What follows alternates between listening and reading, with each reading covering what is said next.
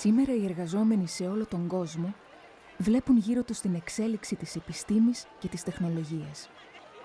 Βλέπουν έναν τεράστιο παραγόμενο πλούτο. Γιατί όμως να μην έχουν όλοι δουλειά? Ένα υψηλό επίπεδο ζωής χωρίς τον εφιάλτη της ανεργίας. Να εργάζονται λιγότερες ώρες. Να έχουν περισσότερο ελεύθερο χρόνο. Τι είναι αυτό που εμποδίζει τις ολοένα αυξανόμενες ανάγκες να ικανοποιηθούν?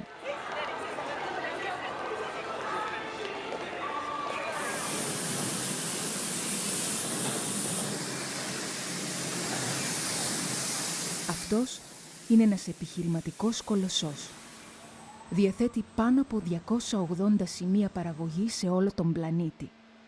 Γι' αυτόν δουλεύουν πάνω από 360.000 εργαζόμενοι σε 140 χώρες. Σαν αυτόν υπάρχουν πολλοί άλλοι. Όλοι αυτοί οι εργαζόμενοι παράγουν τον πλούτο. Δεν είναι όμως και αυτοί που τον απολαμβάνουν.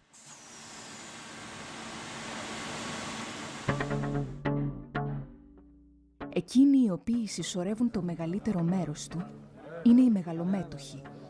Αυτοί είναι παράσιτα της οικονομικής ζωής, περιττοί για την οργάνωση και τη διεύθυνση της παραγωγής. Συχνά δεν γνωρίζουν καν που βρίσκονται και τι παράγουν οι όμιλοι των οποίων κατέχουν μετοχές και καρπώνονται τα κέρδη τους. Αυτή η αντίθεση του καπιταλισμού, οι πολλοί να παράγουν και όλο και λιγότεροι να συσσωρεύουν τον πλούτο, είναι και η ουσία του προβλήματος. Αυτή η αντίθεση αναδεικνύεται όλο και περισσότερο με την εκμετάλλευση, τη φτώχεια, την κακοπληρωμένη και ανασφάλιστη δουλειά. Κλείνουν ή συγχωνεύονται επιχειρήσεις. Εργαζόμενοι πετιούνται στην ανεργία. Αυτή η αντίθεση γεννάει κρίσεις, ακόμη και πολέμους.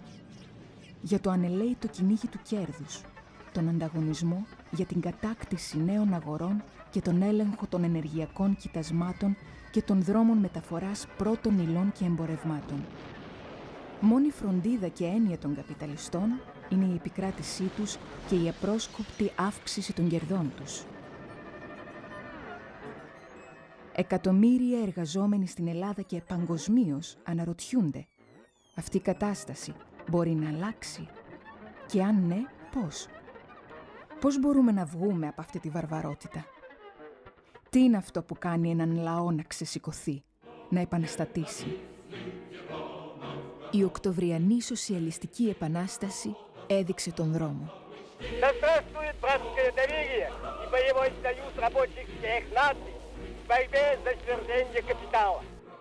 Ο Οκτώβρης του 1917 συντάραξε όλο τον κόσμο.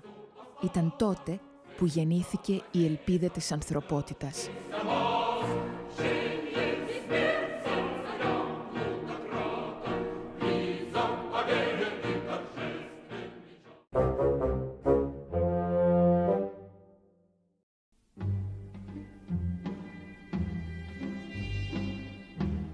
Ρωσία, τέλη του 19ου αιώνα.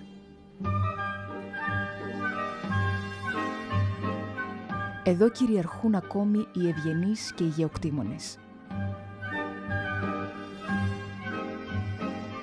Ο Τσάρος Νικόλαος ο Δεύτερος είναι ο πιο μεγάλος γεωκτήμονας. Σε αυτόν, στο πολυάριθμο συγγενολόι και το κοντινό του περιβάλλον, ανήκουν πάνω από 75 εκατομμύρια στρέμματα γης. Όλοι οι ανώτεροι αξιωματούχοι του κράτους, υπουργοί, στρατηγοί και διοικητές είναι ευγενείς.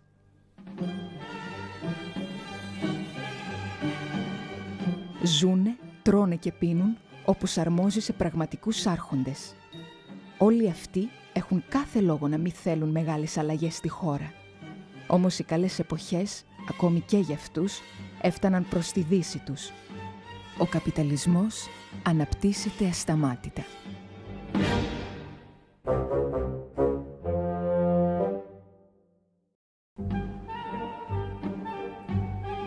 Ήδη έχει διαμορφωθεί 1,5 εκατομμύριο μεγαλοαστών βιομηχάνων και εμπόρων.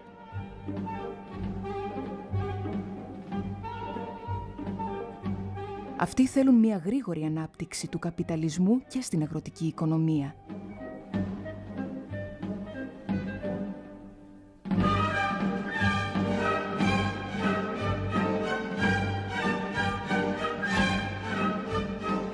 τσαρική κυβέρνηση βλέπει τα περισσότερα ζητήματα από τη σκοπιά των συμφερόντων των ευγενών γεωκτημόνων και όχι της αστικής τάξης. Και γι' αυτό η αστική τάξη την αντιπολιτεύεται. Αυτή όμως η αντιπολίτευση είναι ακόμη σχετική. Η αστική τάξη εξαρτιέται από την κρατική χρηματοδότηση για την κατασκευή σιδηροδρόμων, για επιχορηγήσεις και δάνεια. Εκμεταλλεύεται την βοήθεια του τεράστιου κατασταλτικού μηχανισμού του Τσάρου. Πολλοί γεωκτήμονες αρχίζουν να διαπλέκονται με τους βιομηχανικούς κλάδους. Όλοι αυτοί, γεωκτήμονες, βιομήχανοι και έμποροι, έχουν όμως έναν κοινό εχθρό: την ανερχόμενη εργατική τάξη.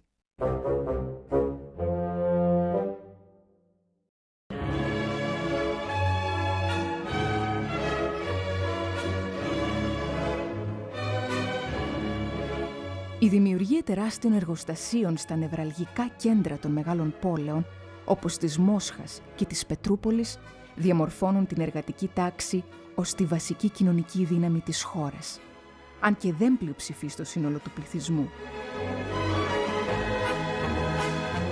Οι εργάτες δέχονται τη στιγνότερη εκμετάλλευση. Ζουν μέσα στη φτώχεια, στις αρρώστιες και τις κακουχίες. Η συμμετοχή στις απεργίες θεωρείται έγκλημα. Σε αυτές τις συνθήκες πλάθονται τα νέα οράματα. Διαπαιδαγωγούνται στην αντοχή, την οργάνωση και την ταξική αλληλεγγύη.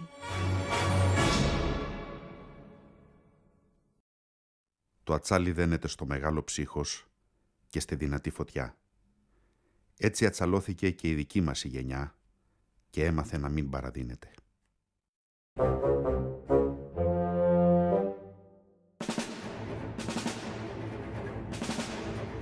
Στο γύρισμα του αιώνα, η Ρωσία μοιάζει με καζάνι που βράζει. Από τα τέλη του 19ου δυνάμωνε το επαναστατικό κίνημα. Οξύνθηκαν οι κοινωνικές αντιθέσεις. Τα πρώτα χρόνια του 20ου αιώνα βρίσκουν τη Ρωσία σε πόλεμο με την Ιαπωνία, με την οποία είχαν σύγκρουση συμφερόντων.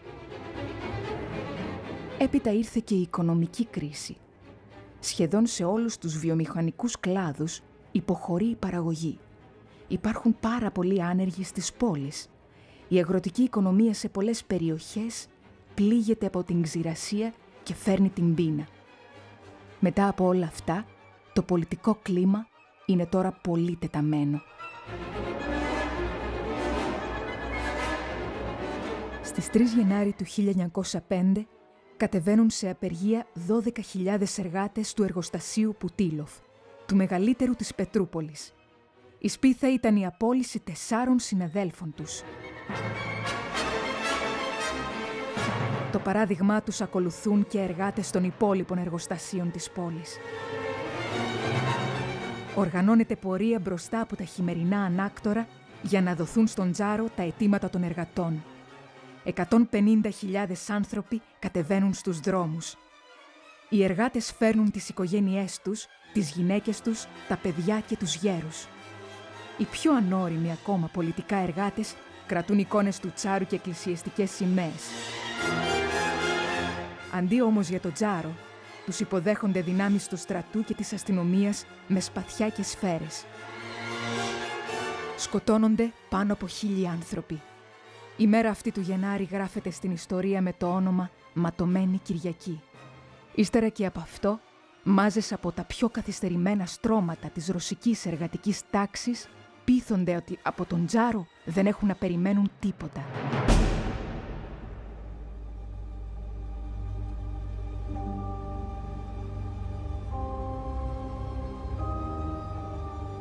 Η είδηση της Ματωμένης Κυριακής διαδίδεται σαν πυρκαγιά σε όλη τη χώρα.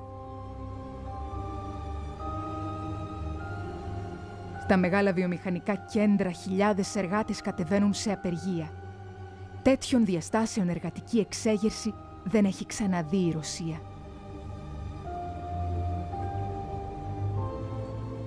Σε αρκετές επαρχίες κινητοποιούνται και αγρότες. Τα 2/3 του αγροτικού πληθυσμού της Ρωσίας νοικιάζουν τον κλήρο τους στους πλούσιους γεωκτήμονες και οι ίδιοι εργάζονται ως εργάτες γης. Τώρα Κάποιοι απαιτούν γη, ενώ ορισμένοι απελπισμένοι λαιλατούν τα παλάτια των τσιφλικάδων.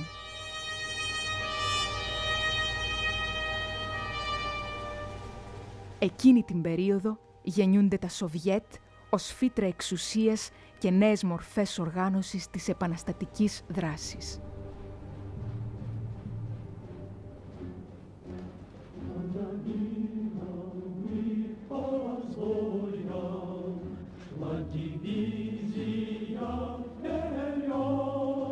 Ένα τέτοιο κίνημα φυσικά δεν θα μπορούσε να υπάρξει και να οργανωθεί χωρίς μία καθοδηγητική δύναμη, ένα επαναστατικό κόμμα.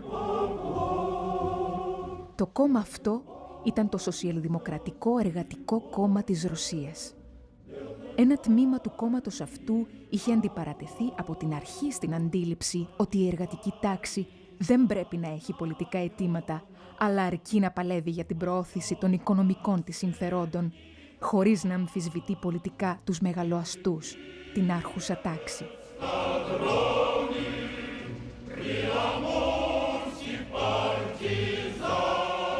Οι εκπρόσωποι της συνεπούς επαναστατικής γραμμής είχαν ονομαστεί Μπολσεβίκοι και οι άλλοι Μενσεβίκοι. Οι Μπολσεβίκοι, ύστερα από έντονη διαπάλη με τις δυνάμεις του οπορτουνισμού, σχημάτισαν ξεχωριστό κόμμα, το Κομμουνιστικό Κόμμα.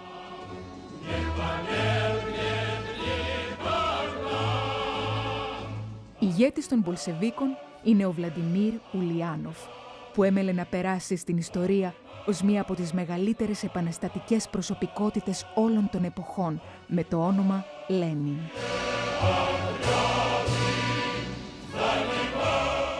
Κάποτε μερικοί μήνες επανάστασης διαπαιδαγωγούν πιο γρήγορα και πιο πλέρεια τους πολίτες από ό,τι δεκαετίες πολιτικής στασιμότητας. Η αστική τάξη του 1905 δεν είναι πλέον η προοδευτική αστική τάξη της εποχής των αστικών επαναστάσεων του 18ου και 19ου αιώνα. Ο καπιταλισμός έχει πέρασει πλέον παγκόσμια στην αντιδραστική εποχή του ιμπεριαλισμού. Οι Μπολσεβίκοι, παίρνοντας υπόψη την αντικειμενική ανάπτυξη του καπιταλισμού στη Ρωσία και διεθνώς, διαμορφώνουν στρατηγική γραμμή ώστε να εξασφαλιστούν δύο σημαντικά ζητήματα. Πρώτον, να μην γίνει το προλεταριάτο ουρά της αστικής τάξης στην επικείμενη αστικοδημοκρατική επανάσταση. Δεύτερον, να εξασφαλιστεί η καθοδήγηση ολόκληρου του λαϊκού κινήματος από την εργατική τάξη, με σύμμαχο τη μικρομεσαία αγροτιά.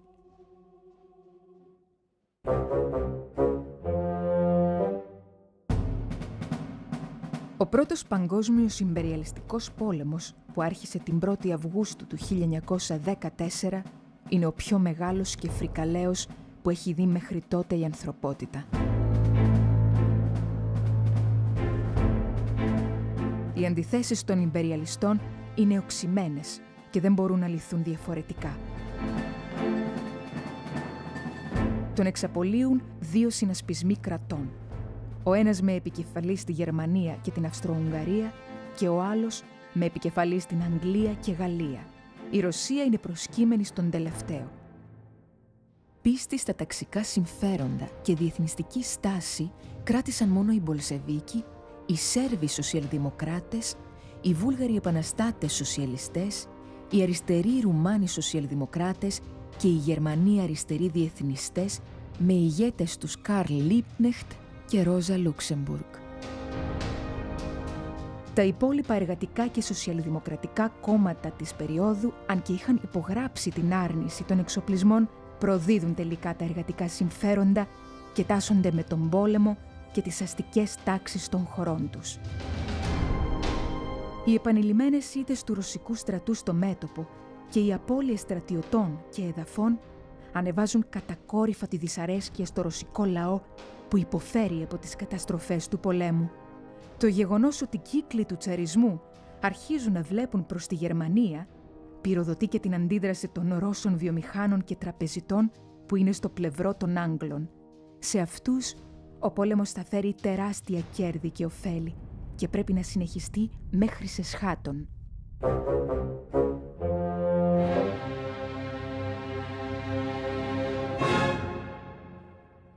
Τον Φλεβάρι του 1917, οι πόλεις της Ρωσίας βρίσκονται σε μεγάλη αναστάτωση. Στις 18 Φλεβάρι, οι εργάτες του εργοστασίου Πουτίλοφ σταματούν να δουλεύουν. Το εργοστάσιο παράγει στρατιωτικό εξοπλισμό. Χιλιάδες εργάτες εργοστασίων διαδηλώνουν με κύρια αιτήματα να σταματήσει ο πόλεμος κάτω ο Τσάρος. Στις 25 Φλεβάρι, οι απεργοί ξεπερνούν τους 250.000. Οι διαδηλωτές μέσα στο ρώσικο χειμώνα κατεβαίνουν στους χιονισμένους δρόμους με κόκκινες σημαίες και πυρωμένες καρδιές. Κανείς δεν μπορεί τώρα να τους σταματήσει.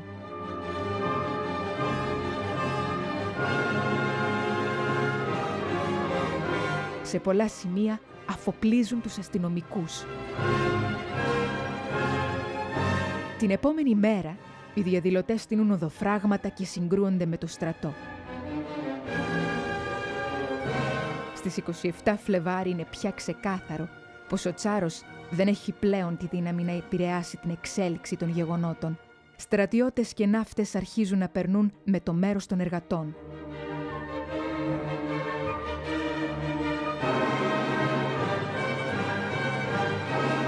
Η αστική τάξη και οι διεθνείς σύμμαχοί της, Αγγλία και Γαλλία, θέλουν να τελειώνουν κι αυτοί με τον Τσάρο. Ο τσαρισμός έχει πεθάνει. Στη Ρωσία νίκησε η αστικοδημοκρατική επανάσταση και σχηματίστηκε προσωρινή κυβέρνηση. Ποιοι την απαρτίζουν όμως? Ο πρόεδρος της κυβέρνησης είναι πρίγκιπας. Τα μέλη της είναι τσιφλικάδες και βιομήχανοι. Η κυβέρνηση είναι των κεφαλαιοκρατών και των γεωκτημόνων. Αν και δεν ήταν φυσικά οι καπιταλιστές που πολέμησαν ενάντια στα τσαρικά στρατεύματα, που έχυσαν το αίμα τους για την ελευθερία, μα οι εργάτες και οι αγρότες, οι στρατιώτες και οι ναύτες, η εξουσία βρέθηκε στα χέρια του κόμματος των καπιταλιστών. Γιατί η τάξη αυτή είχε στα χέρια της τη δύναμη του πλούτου, της οργάνωσης και των γνώσεων.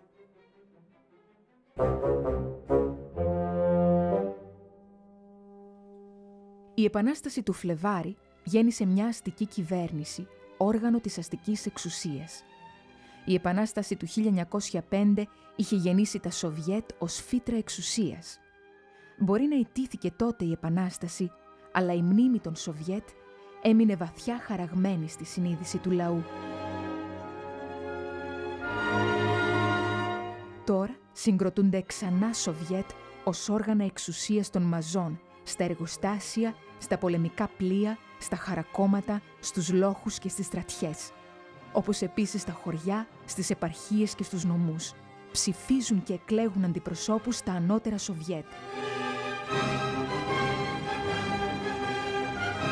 Σύμφωνα με το Λένιν, την περίοδο αυτή στη Ρωσία υπάρχει μία ιδιότυπη κατάσταση.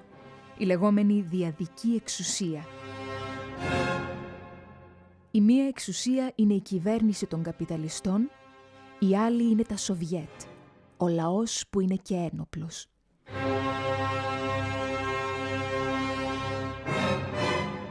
Η αστική κυβέρνηση δεν είναι τόσο ισχυρή για να καταφέρει να τα διαλύσει. Ο Λένιν, προβλέποντας ότι αυτή η ιδιαίτερη κατάσταση δεν θα κρατούσε για πολύ, θεωρεί ότι οι εργάτες πρέπει να πιστούν για την ανάγκη να πάψουν να στηρίζουν την προσωρινή κυβέρνηση. Δηλαδή μια κυβέρνηση των αστών, να κατανοηθεί πως ο πόλεμος είναι ιμπεριαλιστικός, ληστρικός και άδικος, να εγκαταλείψουν οι εργάτες τη στήριξή τους στους Μενσεβίκους και τους Εσέρους, που είχαν ακόμη την πλειοψηφία στα Σοβιέτ και ήθελαν τη συμφιλίωση με την προσωρινή κυβέρνηση.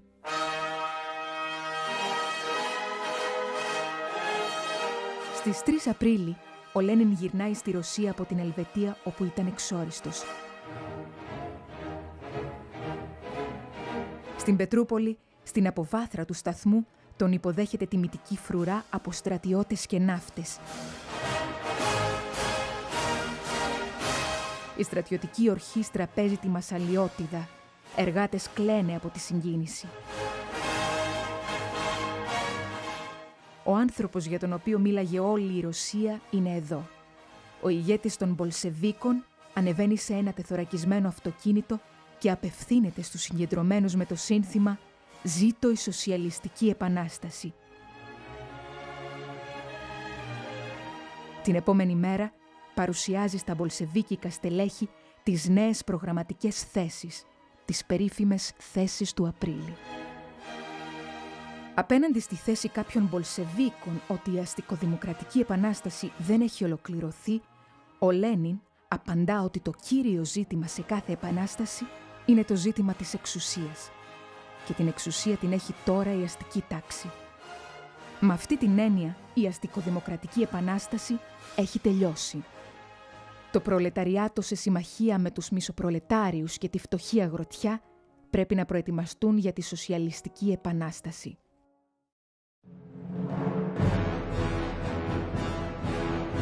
Την 1η Μάη του 1917, η προσωρινή κυβέρνηση διαβεβαιώνει τους δυτικούς συμμάχους της ότι η Ρωσία θα τιμήσει όλες τις υποχρεώσεις που είχε αναλάβει ο Τσάρος και θα συνεχίσει τον πόλεμο. Οι Ρώσοι καπιταλιστές διψούν για κέρδη και αίμα. Πετούν στον κάλαθο των αχρήστων το λαϊκό αίτημα για αποχώρηση της χώρας από τον πόλεμο.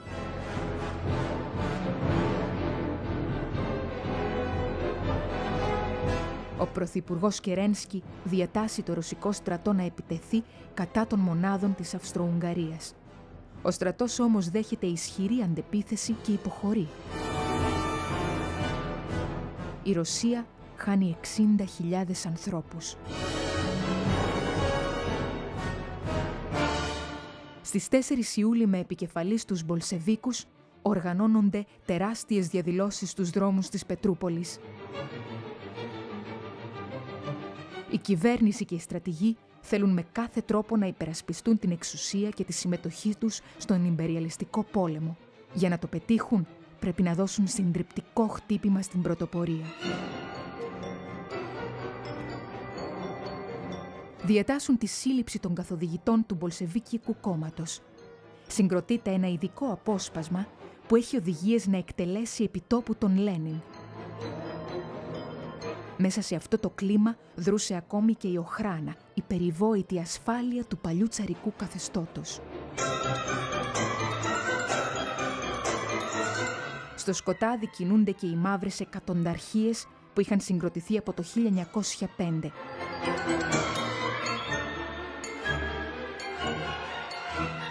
Αυτή είναι μια στρατιωτικοποιημένη εθνικιστική οργάνωση που εξαπέλυε δολοφονικά πογκρόμ κυρίως ενάντια στο εργατικό κίνημα και τώρα παλεύει να αναστηλώσει την αντίδραση με τη μία ή άλλη μορφή.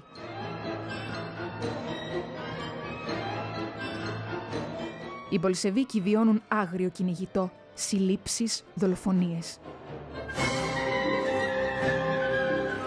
Το εργατικό κίνημα όμως είχε ήδη φτιάξει και αυτό μαχητικές ένοπλες φρουρές με πρωτοπόρους εργάτες, όπως η κόκκινη φρουρά των εργατών της Πετρούπολης.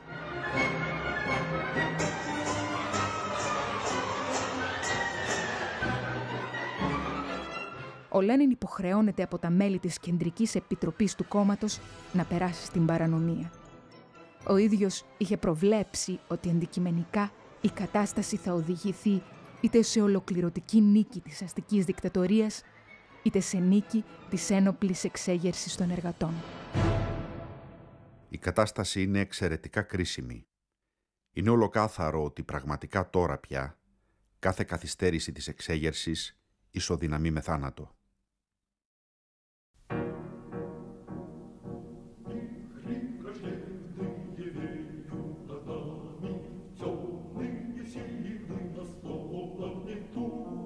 Οι Μπολσεβίκοι βάζουν το σύνθημα «Όλη η εξουσία στα Σοβιέτ». Όχι πλέον ως σύνθημα αποκάλυψης της προσωρινής κυβέρνησης, αλλά ανατροπής της. Ως σύνθημα επαναστατικής εξέγερσης. Η αντίστροφη μέτρηση έχει ξεκινήσει και τίποτα δεν μπορούσε να τη σταματήσει. Τα σχέδια των αστών να πνίξουν την επανάσταση καταραίουν.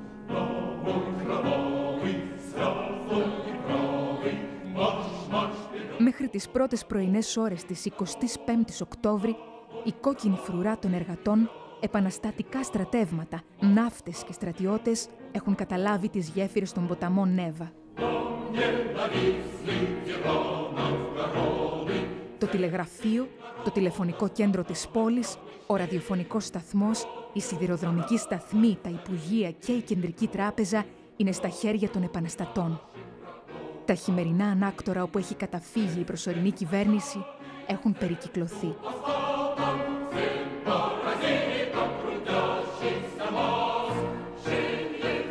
Στις 10 το πρωί από το ραδιόφωνο και τον τηλέγραφο μεταδίδεται η είδηση «Η υπόθεση για την οποία αγωνιζόταν ο λαός για άμεση πρόταση δημοκρατικής ειρήνης, κατάργηση της ιδιοκτησίας των γεωκτημόνων, εργατικό έλεγχο στην παραγωγή, δημιουργία σοβιετικής κυβέρνησης είναι εξασφαλισμένη». Το βράδυ της ίδιας ημέρας αρχίζουν οι συνεδριάσεις του Δεύτερου Πανορωσικού Συνεδρίου των Σοβιέτ. 649 σύνεδροι εκπροσωπούν 400 Σοβιέτ, 390 Μπολσεβίκοι, 160 Εσέρι και 92 Μενσεβίκοι. Η πρώτη συνεδρίαση κρατάει όλη σχεδόν τη νύχτα.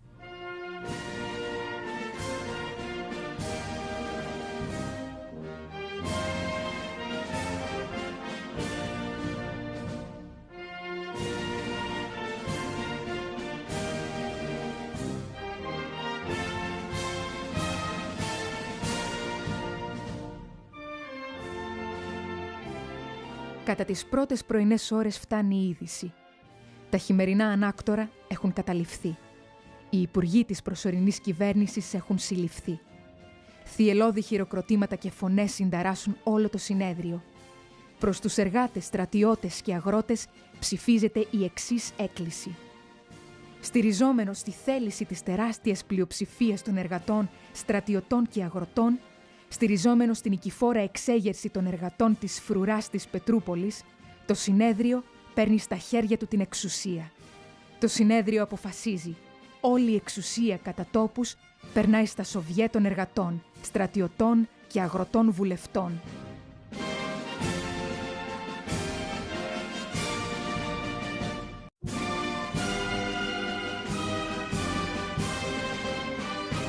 Η Ρωσία ανακηρύχθηκε σε Σοβιετική Δημοκρατία. Συστάθηκε το Συμβούλιο των Λαϊκών Επιτρόπων, η κυβέρνηση του Σοβιετικού κράτους.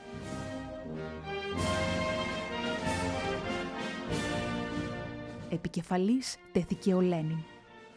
Η Σοβιετική κυβέρνηση, αφού δεν παίρνει καμιά απάντηση στις προτάσεις της για τερματισμό του πολέμου από τους συμμάχους της Ρωσίας, αποφασίζει να αρχίσει τις διαπραγματεύσεις με τη Γερμανία και τους συμμάχους της.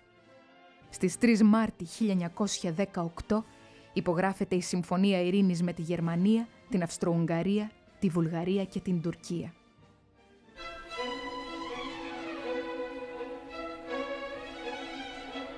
Το πρώτο εργατικό κράτος στον κόσμο έχει γεννηθεί. Αυτοί που παράγουν τον πλούτο τον έχουν στα χέρια τους. Άμεσα, οι πιο γραμματισμένοι, οι πιο όριμοι πολιτικά εργάτες διορίζονται στα δημόσια ιδρύματα για να αντικαταστήσουν τους αστούς και τους ανώτατους αξιωματούχους οι οποίοι επιδίδονται σε σαμποτάζ. Ο εργατικός έλεγχος μπαίνει σε όλες τις βιομηχανικές, εμπορικές και τραπεζικές επιχειρήσεις. Θεσπίζεται το οκτάωρο. Δημιουργούνται νέα κρατικά όργανα για τη διεύθυνση της οικονομίας. Όλες οι ιδιωτικές τράπεζες και τα πιστωτικά ιδρύματα περνούν στην ιδιοκτησία του εργατικού κράτους. Το ίδιο αρχίζει να συμβαίνει με τις φάμπρικες και τα εργοστάσια. Τα εκατομμύρια στρέμματα των γεωκτημόνων περνούν στα Σοβιέτ.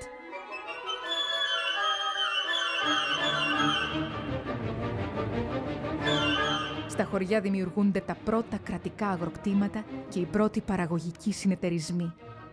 Η Εκκλησία διαχωρίζεται από το κράτος. Η γενική εκπαίδευση γίνεται υποχρεωτική. Οι γυναίκες γίνονται ίσες με τους άντρες και στα εκλογικά δικαιώματα, αλλά και στην αμοιβή της εργασίας τους. Ίσα δικαιώματα αποκτούν όλα τα έθνη της Ρωσίας.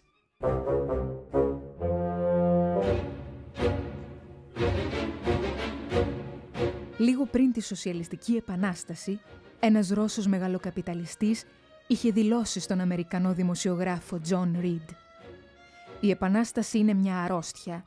Αργά ή γρήγορα, οι ξένες δυνάμεις θα υποχρεωθούν να επέμβουν στις υποθέσεις μας. Τα έθνη πρέπει να καταλάβουν πόσο επικίνδυνος είναι για τις χώρες τους ο μπολσεβικισμός και οι τέτοιες μολυσματικές ιδέες, όπως η δικτατορία του προλεταριάτου και η παγκόσμια κοινωνική επανάσταση».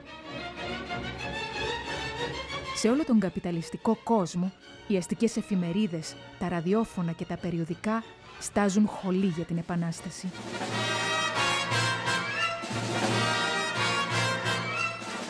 Οι Μπολσεβίκοι παρομοιάζονται όχι ως άνθρωποι, αλλά με τέρατα. Το νέο όραμα δεν πρέπει να μολύνει τα μυαλά των δικών τους ξυπόλυτων. Το 1918, αυστρογερμανικά, ουγγρικά, τουρκικά και έπειτα αγγλικά, γαλλικά, ιαπωνικά, αμερικάνικα αλλά και άλλα στρατεύματα εισβάλλουν στο έδαφος της Σοβιετικής Ρωσίας.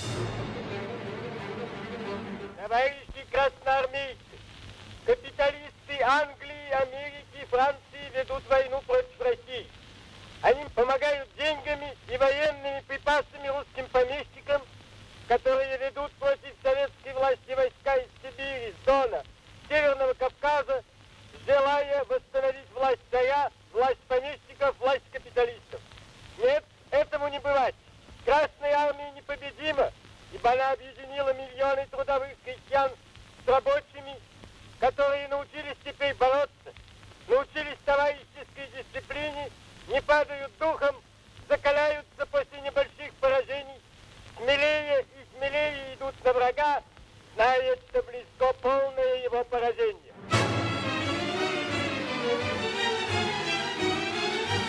Ελληνικά στρατεύματα στέλνει και η κυβέρνηση Βενιζέλου. Το ΣΕΚΕ, μετέπειτα Κομμουνιστικό Κόμμα Ελλάδας, άμεσα καταδικάζει τη σχεδιαζόμενη επέμβαση των καπιταλιστικών χωρών στη Σοβιετική Ρωσία και την αποστολή ελληνικής δύναμης. Η εσωτερική αντεπανάσταση στη Ρωσία αναθαρρεί και αρχίζει να σηκώνει κεφάλι. Πρώτη οι δεξιοί εσέροι και οι Μενσεβίκοι. Έπειτα οι πρώην τσαρικοί στρατηγοί. Αντισοβιετική ανταρσία οργανώνουν και οι αριστεροί εσέροι. Καταραμένοι να είστε, βασίλεια και δημοκρατίες. Μέσα στα όπλα, στις βροντές των πυροβόλων μένει ένα νησίδιο και πάνω στο νησίδιο αυτό εμείς, οι πεινασμένοι. Εμείς οι δυστυχισμένοι, με ένα ρεβόλβερ μονάχα στο χέρι μας και μέσα στο κεφάλι μας τον Λένιν. Οι αστεί γελιούνται για άλλη μια φορά. Με την καθοδήγηση των Μπολσεβίκων, οι εργάτες και αγρότες με ηρωισμό και αυταπάρνηση υπερασπίζονται την επανάστασή τους. Καταφέρνουν τη συντριβή της ξένης επέμβασης και της εσωτερικής αντεπανάστασης. Σημαντικός παράγοντας ήταν και η διεθνής επίδραση της επανάστασης, που προκάλεσε την υποστήριξη των εργατών άλλων χωρών. Για την υπεράσπιση της επανάστασης σημειώθηκαν απεργίες, διαδηλώσεις, μπλοκάρισμα πολεμικών πλοίων και μεταφοράς πολεμοφοδίων. Σημειώθηκαν εξεγέρσεις ακόμα και στα πολεμικά καράβια της ιμπεριαλιστικής επέμβασης. Επαναστάσεις ξέσπασαν σε άλλες χώρες, όπως τη Γερμανία και την Ουγγαρία, ενώ άλλες μεγάλες εξεγέρσεις έγιναν στην Ιταλία και αλλού που δεν κατάφεραν όμως να είναι νικηφόρες. Κάτω από το φως της Οκτωβριανής Σοσιαλιστικής Επανάστασης ιδρύθηκαν σε διεθνή κλίμακα κομμουνιστικά και εργατικά κόμματα. Το Νοέμβρη του 1918 ιδρύεται το Κομμουνιστικό Κόμμα Ελλάδας.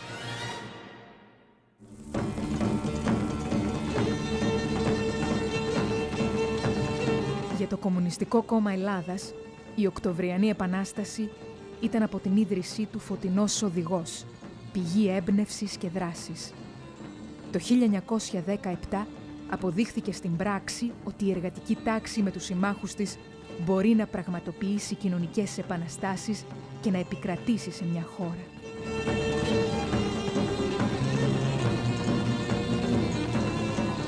Когда миллионы трудящихся объединяются как один человек, идя за лучшими людьми своего класса, тогда победа обеспечена. Αυτό γέμιζε με δύναμη τους κομμουνιστές και άλλους αγωνιστές, ώστε να αναμετρηθούν με την αστική τάξη και το κράτος της. Με την προκήρυξη, με το όπλο στο χέρι, κάτω από οποιασδήποτε συνθήκες. Την περίοδο 1917-1940, το εργατικό κράτος πραγματοποίησε τον εξηλεκτρισμό και πέτυχε θεαματικούς ρυθμούς ανάπτυξης της σοσιαλιστικής βιομηχανικής παραγωγής. Κατέκτησε εγχώρια παραγωγική δυνατότητα για όλους τους βιομηχανικούς κλάδους. Στο Δεύτερο Παγκόσμιο Πόλεμο, ο Σοβιετικός λαός υπερασπίστηκε με τη ζωή του την εργατική εξουσία και την κοινωνική ιδιοκτησία. Συνέτριψε τη στρατιωτική μηχανή της Γερμανίας και των συμμάχων της.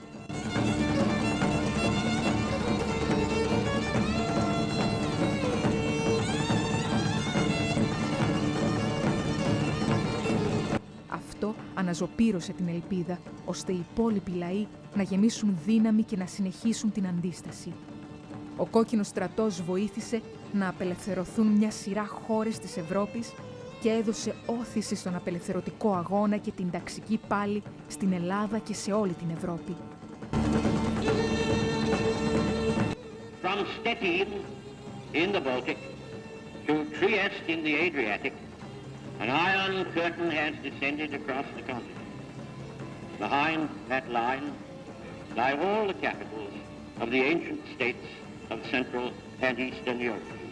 The Communist parties, or fifth columns, constitute a growing challenge and peril to Christian civilization.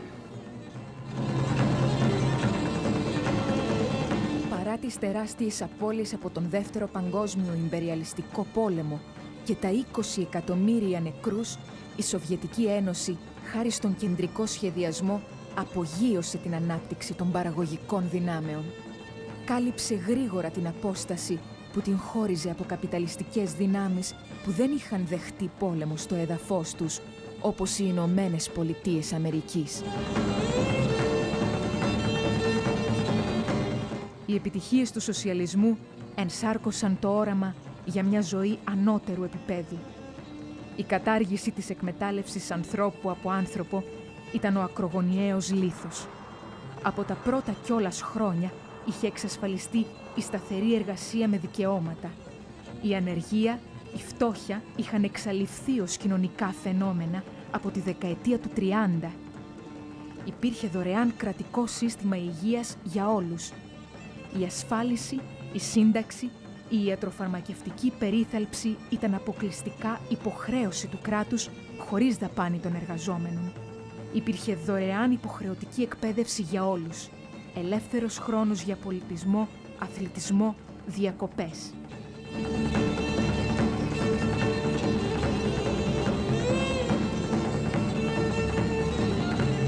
Αυτή η πρώτη μεγαλειώδης προσπάθεια να στεριώσει η νέα κοινωνία είχε και δυσκολίες που για πρώτη φορά μια εργατική εξουσία καλούνταν να αντιμετωπίσει.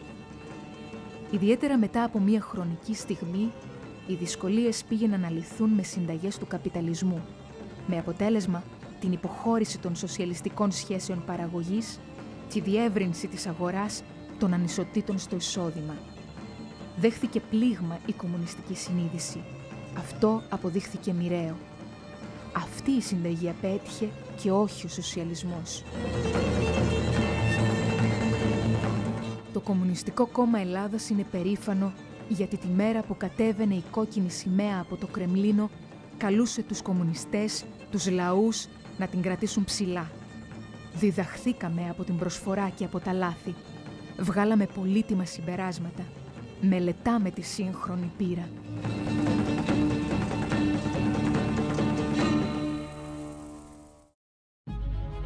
Ο δρόμος που χαράχτηκε πριν από 100 χρόνια με τη νίκη της Οκτωβριανής Επανάστασης παραμένει ανοιχτός. Η οικονομία και η εξουσία είναι στα χέρια των εκμεταλλευτών. Η εργατική τάξη είναι η κινητήρια δύναμη της κοινωνίας. Μόνο η δική της εξουσία μπορεί πλέον να αναπτύξει ολόπλευρα τις παραγωγικές δυνάμεις προς όφελος όλης της κοινωνίας, κάνοντας τα μέσα παραγωγής κοινωνική ιδιοκτησία. Μόνο έτσι μπορούν να ικανοποιηθούν οι σύγχρονες ανάγκες του λαού με βάση τις παραγωγικές δυνατότητες και τον πλούτο που παράγεται σήμερα στη χώρα μας. Μόνο έτσι μπορεί να απογειωθεί η εγχώρια παραγωγή, να απαλλαγεί από τις αλυσίδες της καπιταλιστικής ιδιοκτησίας. Μόνο η εργατική εξουσία μπορεί να αξιοποιήσει προς όφελος του λαού τις αντιθέσεις ανάμεσα στις ιμπεριαλιστικές συμμαχίες οι οποίες σήμερα οξύνονται. Η εργατική εξουσία θα αποδεσμεύσει τη χώρα από όλες τις ιμπεριαλιστικές ενώσεις, όπως είναι η Ευρωπαϊκή Ένωση και το ΝΑΤΟ. Θα διαγράψει μονομερώς το χρέος. Θα επιδιώξει συνεργασία με κράτη και λαούς που έχουν συμφέρον να αντισταθούν στα κέντρα του ιμπεριαλισμού. Η πάλη για την υπεράσπιση συνόρων και κυριαρχικών δικαιωμάτων, η πάλη για την ειρήνη των λαών, συνδέεται με την πάλη για να μπει τέλος στο βάρβαρο σύστημα της εκμετάλλευσης. Ο Οκτώβρης ανέδειξε τον αναντικατάστατο ρόλο της πολιτικής επαναστατικής πρωτοπορίας, του Κομμουνιστικού Κόμματος ως καθοδηγητικού παράγοντα όχι μόνο της σοσιαλιστικής επανάστασης, αλλά και όλης της πάλης για τη διαμόρφωση, ισχυροποίηση, τελική νίκη της νέας κομμουνιστικής κοινωνίας. Ο ένας αιώνας ζωής και δράσης που φεύγει μας δίνει τα εφόδια ώστε να ανταποκριθούμε στις μεγάλες αναμετρήσεις του 21ου αιώνα. Η τελική νίκη ενάντια στο καπιταλιστικό σύστημα που έφαγε τα ψωμιά του είναι η καλύτερη απόδοση τιμής στην Οκτωβριανή Επανάσταση και τους σκοπούς της.